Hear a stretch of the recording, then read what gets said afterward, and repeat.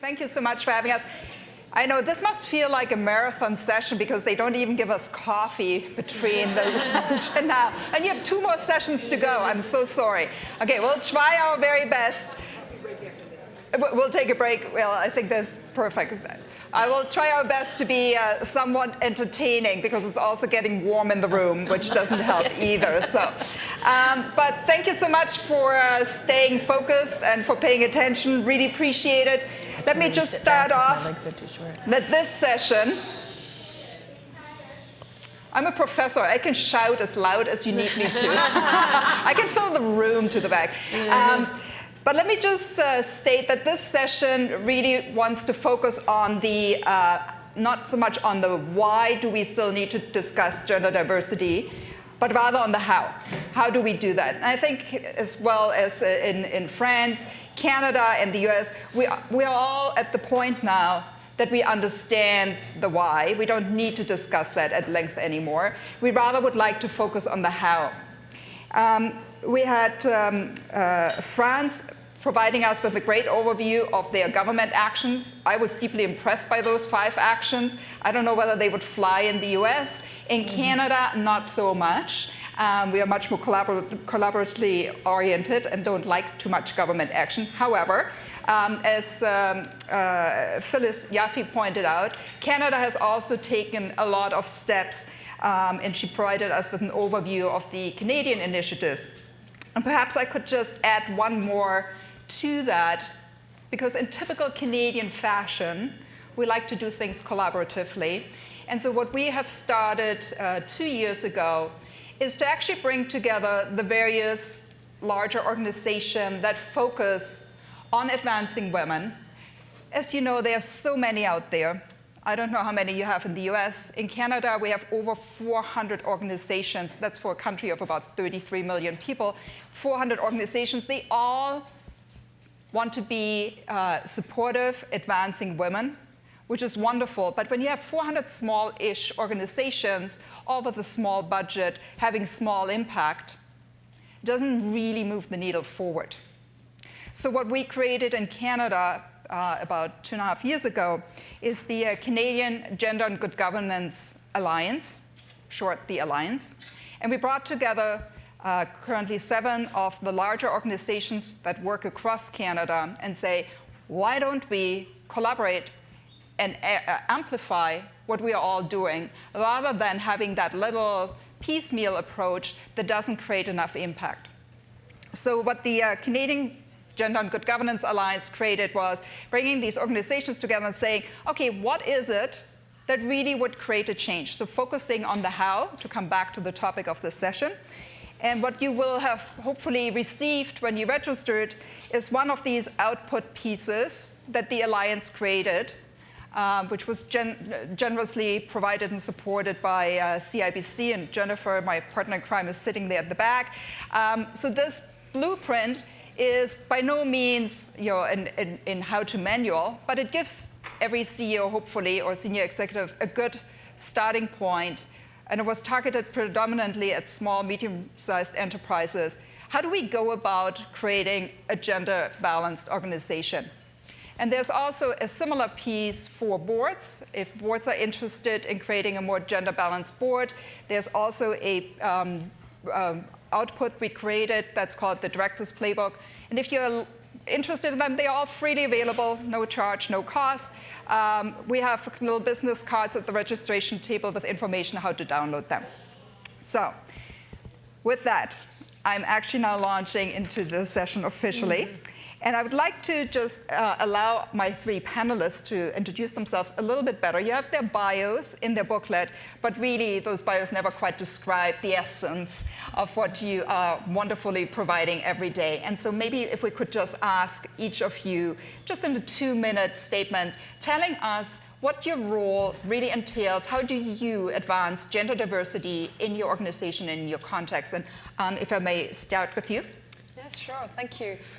So I'm Anne Tolmunen. I work at AXA Investment Managers, which is the investment arm of the AXA Insurance Group. So at AXA, we have really taken a holistic approach over the years with regard to empowering women. We look at it from the perspective of our customers and really ensuring that we understand the need, particularly of women who are largely on an underserved market.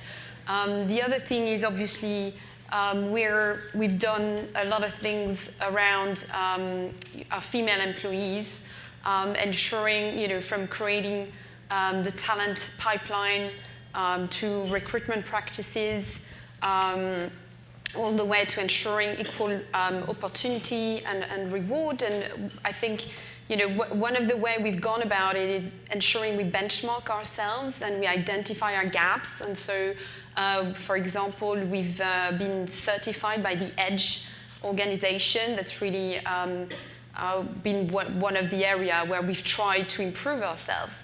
And then also, obviously, as a capital manager, and that's on more personal level where I sit, and alongside of our organizations you've heard from, we've really engaged with the companies we invest in, and in some occasions even used our votes.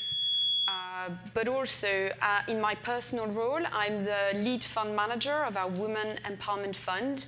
And the idea is that with my team, we work to identify companies in the listed equity space that have best-in-class gender diversity practices and work culture. And we allocate capital to those companies. And why do we do that? Well, first of all, as a responsible investor, we think that's the right thing to do. But also, we believe that those companies are building for themselves a competitive advantage. Thank you. Thank you, Anne. Sherry. Hello. I'm the Chief Human Resource Officer. My name's Sherry Bronstein for Bank of America. And if you think about, our strategy that Brian's laid out for the company, we talk about responsible growth and how we think about serving our making financial lives better every day, which is really our purpose. A big part of us delivering on that strategy is making sure we're sustainable in all aspects of sustainability, and a big part of that is being a great place to work. And 60+% of our costs and our assets are our people, and so we have to think about the talent, the talent part of what we do in our human capital strategy every day. And clearly, a huge piece of that is women, how we acquire talent, how we acquire women, how we develop women, how we retain women. And so it's so core to our business strategy.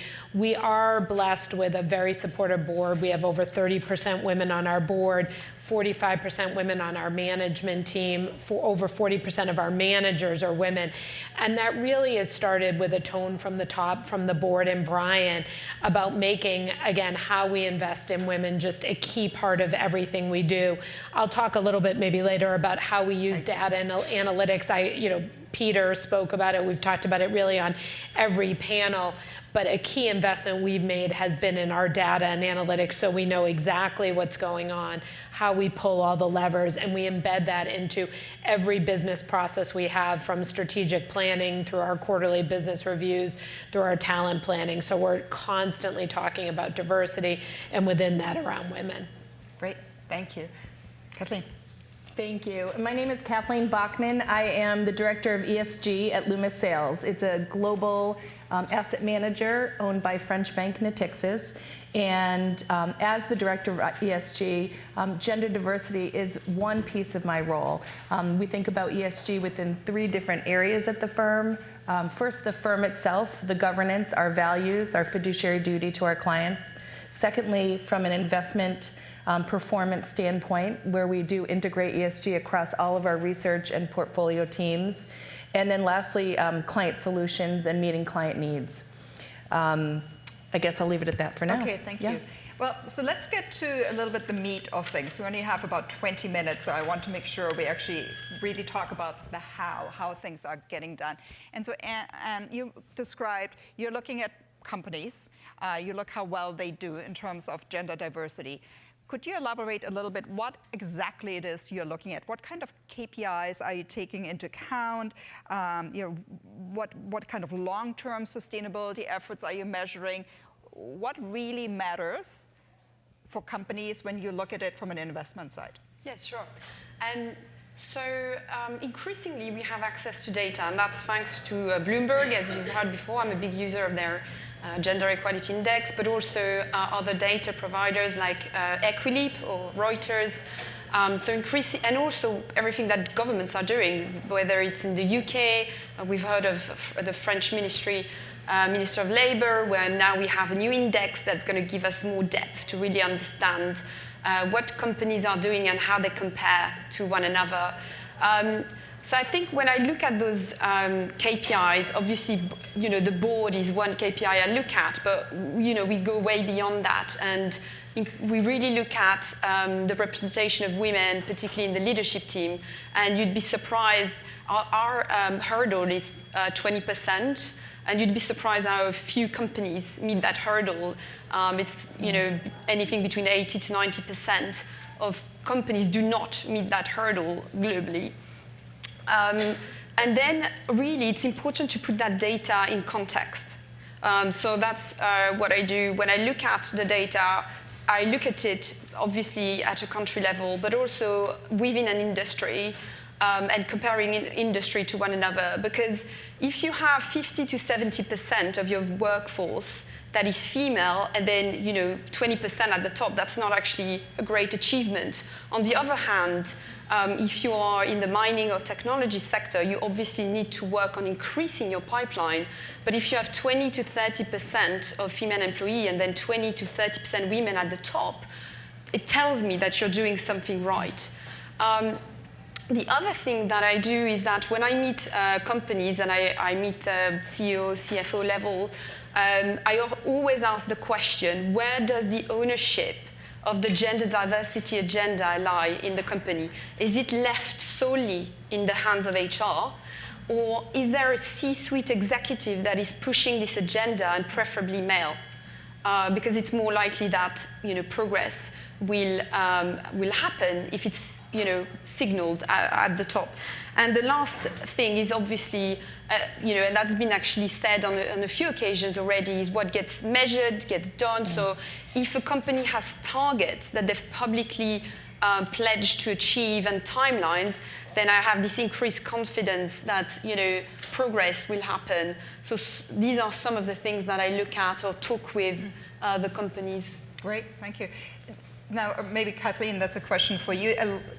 I've certainly come across a lot of companies where the CEO and the executive team will set the vision, we should become a gender equality organization, and it doesn't trickle through to the bottom. It just gets stuck, and usually it is somewhere stuck in the middle, because the implementation of that is actually not easy. It is challenging to get everybody committed. It's the day-to-day interaction. It is sitting at a table in a meeting room where maybe somebody gets not heard properly, or where somebody might be talked over, etc. It's the implementation that is really the challenge, and a lot of money is spent on a lot of training.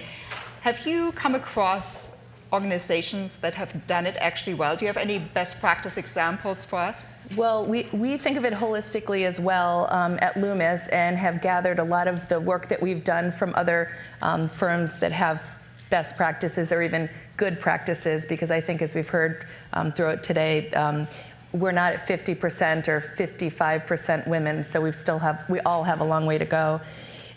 We think about it in terms of recruiting, development and promotion, and retention, as well as culture. So on the recruiting side, we realized about 5 years ago, we had a problem. We have a large credit research group and equity research within our firm that was looking to hire a lot of research associates each year, but about 18% of our pool in 2014 was women, and that had been pretty stable for many years. Our director of credit research decided to do something about it and reached out to 2 of our local universities in Boston and suggested we create a Loomis Sales program. We call it UWIN. It's the Undergraduate Women's Investment Network, and we're open to sharing it with any other firms if you have interest in seeing the framework and helping you all to implement it at your firms. But it really allowed us to bring in undergraduate women each year and provide them with 2 really important things. One is a rotational internship program for the year, And the second is mentoring. And what we expect will happen is this will improve the pipeline. We don't hire that many research associates each year, so a lot of these people are going to be looking for jobs at other firms, hopefully some of yours. But we think this is a way to help improve the pipeline overall and let young women know that this is a great industry to work in. On the retention, or rather the development side and the promotion side of the business, we found there are a lot of issues with that stuck in the middle group and frozen in the middle group, as people call it. We hadn't had a women's network at our firm. And as we grew, we realized that was something that really we could benefit from. So we developed the Women at Work Network. It's for women at the firm. It includes not just networking, but development opportunities, speakers, a number of different activities in terms of mentoring and the like. And that's been very successful, and I think has helped, as a lot of people say, you know, raise people beneath you as you climb. It's really set up a nice pipeline and a nice group of mentors and sponsors for younger women at the firm. On the retention side, I think that's even trickier. We spend a lot of time and money developing women, and it's disheartening and expensive to lose them. So we've been working on a number of different opportunities to help increase retention. Some include men. We've increased our paternity leave to the same as what our women get, which might seem to not be helping women, but it really does from a perspective that the women don't feel guilty taking their full maternity leaves, and the men are actually taking advantage of it as well. We recently signed up to be an experimental partner with the CFA Institute. They've started a diversity and inclusion program, and that's something that we hope will help us as we look at diversity and inclusion, as well as communication across the firm. And then the last thing I'd say is the culture. The best firms we look at, the best companies, whether it's financial institutions or corporates, they always have a strong culture, and it's usually one built on values, profitability, but sometimes doing good. And that can be tough in an asset management company when the fiduciary duty is generally to shareholder return or returns of our clients. So that's something we're working and talking a lot about, and trying to make sure that as we grow, the culture remains a good culture. There has been certainly quite a bit of research done lately on sort of the effectiveness of these various diversity programs and inclusion programs. Some of you might have come across Frank Dobbs from Harvard actually has been publishing on that quite extensively in the Harvard Business Review, and has shown that, you know, companies spend a lot of money on a lot of these programs, and not all of them are actually effective. One of the worst culprits is unconscious bias training. Yeah. Believe it or not, you should read it. It's really interesting to follow. Actually, in our CEO blueprint, we have sort of a couple of them listed, sort of which ones really work, which ones are okay, and which ones you'd rather not waste your money, because there is various effectiveness on various programs. Now, as you pointed out, the mentoring and sponsoring programs actually really can make a difference. Like, there is really support. The ones where it's mandatory, anything that's mandatory training, people rather go to the dentist. It just does not really work, right? It actually creates a very defensive reaction, and it actually rather creates an in the club and out the club kind of mentality that will turn people off. So there's a lot of research that you might want to review as well on what works, but we also have practical examples, and I know, Sherry, that you have had some success with quite a few of the various initiatives you have implemented. Maybe you can elaborate a bit on that. Sure. So I think, you know, a couple things. We've already talked about this, so I won't, you know, spend too much time, but you know, the tone from the top and embedding diversity metrics and measurement, you know, in the business strategy process and in the business review process has proved very successful for us. So we've had a long-standing commitment to diversity, but when we really got very tactical and down deeper, to your point about getting down a couple levels in the organization and seeing exactly what was going on and which levers we needed to pull. So was it a recruitment issue? And again, in different lines of business or different geographies, it may be a different issue.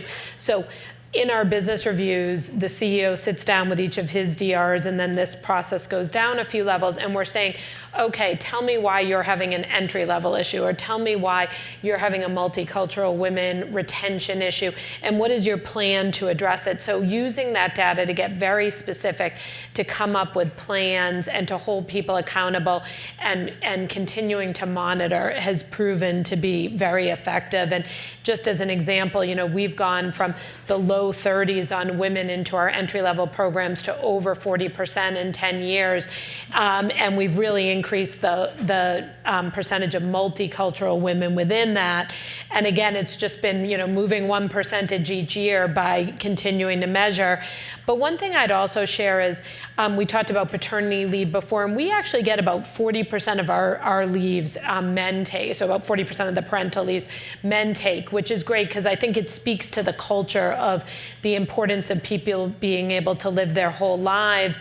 And so one of the unique things we started doing as part of our Great Place to Work strategy is about 5 years ago, we realized that our employees, not just women, but we know the disproportionate amount of life issues tend to fall to women, that we needed better support in the moments that matter. And so I have about 80 people on my team. We have 200,000 employees, but that are there to help support all of our employees in the moments that matter most. So whether it's been a death in the family, a sick parent, a child who's having mental health issues, domestic violence, all the things that can impact our lives, we have a case management process around that. And what we found is that, again, while that's for all of our employees, we've had 85,000 of our employees that have gotten assistance through that process, and the disproportionate amount are women and people of color. So we know that, again, having that support for people's whole lives around our diverse population is really important.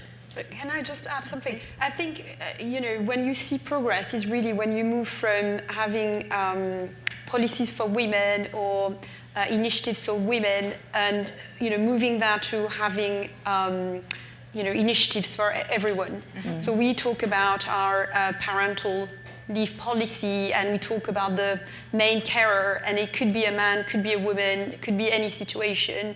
And I think, increasingly, that ensures that all employees, including white men, feel included. And actually, those female-friendly policy, we see that they answer needs from millennials, from divorced dads, from all sorts of life situations. And I think it removes that antagonistic, situation that we are now facing. Sometimes in companies with this fatigue around women initiatives. And I think we should talk more broadly about, global parent or whatever the issue is, talk it from more holistic point of view, how to better serve the needs of all of our employees, all of our customers. So I think the biggest progress that I've seen certainly over the last few decades is that we started off with, let's fix the women. Women have to lean in. Women have to be more confident. Women have to be more like men, basically. To, oh, no, we all have biases. We all carry stereotypes. We all should be working on this. To, this is actually a societal issue. And I think this is where we have landed, just to summarize what you just said. We are now recognizing this is a society issue. And the best experiment that I've noticed how to fix a society issue, is anyone from Scandinavia here, is of course, as always, in Scandinavia, the most progressive ones. So they implemented a mandatory parental leave for men and women. And it has to be of substantial length, right? So they implemented 6-month minimum for both parenting, because if it's only 6 weeks, come on, it's like golf vacation. So it has to be of substantial length. 6 months, both parties, so that it's actually impactful. And it has really changed how society sees parenting. And that it is normal that a baby provides or gets comfort from both parent parts. It is not a caretaking job of the mother only. It is a parenting role that suits both parents, father and mother. And you have to change society almost to that level to really have an impact. I mean, we can have as many company policies as we want. If that societal thinking still is, she will be a mother and she will be stay at home, it is very difficult to really change the outcome. Right? And I think, Beatrice, too, you've heard a lot of people talk about it today, really in every panel, that our human capital is our biggest asset. And so being able to retain that talent, diverse, but also, white men, all types of people, it's just critical to all of our business strategies. And, we've just found that, the more we invest in our employees and being a great place to work, the more we're driving turnover down and the more that our customer satisfaction's going up, and then it repeats itself. And I know that's, for all the investors, that's what they're looking for in good corporations. Right. Absolutely. Yeah, and I very much hope that when a couple of years ago, when journalists asked me, "Are you worried that you're, at the pace as things are progressing, you're going to lose your job in the next few years?" And I said, unfortunately, no. But I would love for what I do, Gender Lens Investing, to become just investing. This is just investing in good companies with solid business models, but just adding one criteria, which is looking at their working culture and the ability for men and women to have equal opportunities. And I think it's a competitive advantage, but it's it works for a strategy with a long-term horizon. It's not something that's going to drive results on a quarterly basis. I think that's one of the challenges of ESG. I expect we'll see that proof over time, but it's going to take time. So my hope, as you said, is that you'll be out of a job, or your title will change. I'll be out of a job. And because everybody will be thinking about long-term sustainable factors, whether it's gender diversity, water usage, carbon transition, what have you, and that will all be a part of fundamental investing. The language may change, but it will really be fully integrated. And let's hope we can get there rather sooner than later. So yes. So thank you very much for your comments. We are out of time. So thank you very much to the panelists. Thank you.